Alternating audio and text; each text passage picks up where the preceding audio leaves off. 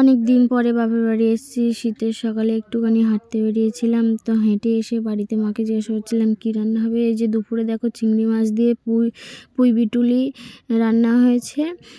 আর তোমার হচ্ছে কি অনেকে পুঁই শাকের ডিমও বলে। তো এখানে হয়েছে লাউ শাক দিয়ে, বেগুন দিয়ে, চিংড়ি মাছ দিয়ে একটু চচ্চড়ি মতন। তো অনেক দিন চচ্চড়ি খাইনি। আর এটা হচ্ছে কি বলো তো, এটা আমশি দিয়ে, ভেন্ডি দিয়ে আর চিংড়ি মাছ দিয়ে, আলু দিয়ে টক করেছে। টকটা খুব ভালো লাগে। আর এটা হচ্ছে কি, এটা বড় সাইজের বেলে মাছ, টমেটো আর ধনেপাতা দিয়ে ঝাল হয়েছে। আর এখানে বাবানের জন্য ডাল হয়েছে, বাবান ঝাল খায় না যেহেতু।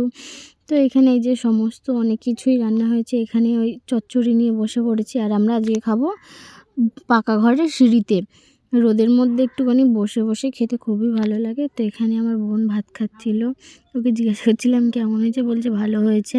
আর আমি দেখো এখানে টক দিয়ে খাচ্ছি।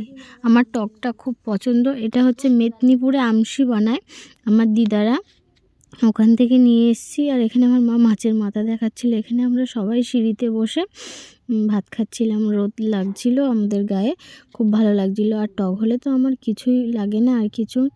এই যে আমি আর আমার বোনও খাচ্ছিলাম। তো দেখো অনেক দিন পরে টক খাচ্ছি, খুবই ভালো লাগছে, মন দিয়ে প্রাণ দিয়ে টক খাচ্ছি। তো টাটা বাই বাই, খেতে লাগি আমরা।